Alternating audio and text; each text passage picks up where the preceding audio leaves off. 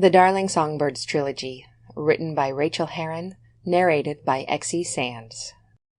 The Darling Songbirds, written by Rachael Herron, narrated by Exie Sands. Chapter 1.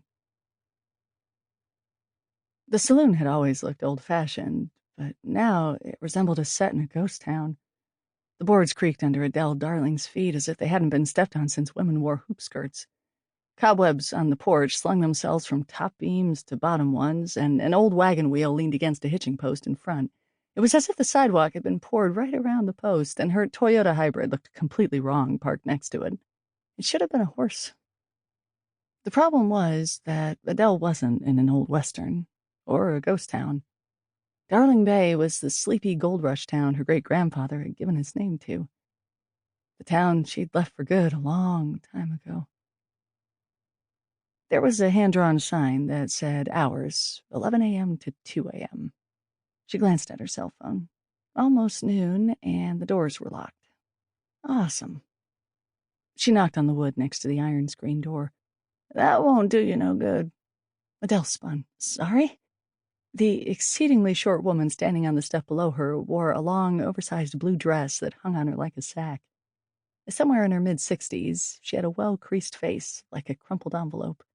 A dozen or more necklaces dangled around her neck, crystals and quartz, and what looked like actual feathers on tarnished silver chains. Her short gray hair stuck up in spikes as if she'd just run her hands over it roughly, but her smile was wide. "He ain't here yet." Adele wasn't sure who he was. "Okay, but if you reach up above the door," the woman pointed. "Yeah, right there. You're a tall one, ain't you? Grab that key for us, will you?" It wasn't that Adele was tall at 5'5". It was more like the woman was eye level to her elbow. "Got it." Now that the key was in her hand, Adele had no idea what to do with it. It wasn't like she would just unlock the bar's front door, would she? She didn't have to make the decision. In a move so quick it surprised her, the woman snatched the key from her palm and unlocked the iron security door, swinging it wide open and barreling through the wooden half door as if she owned the place, which Adele knew for a fact she didn't. "Sometimes I've got to open up for him, you know." The woman moved to the right and snapped on 2 light switches and then headed for the bar.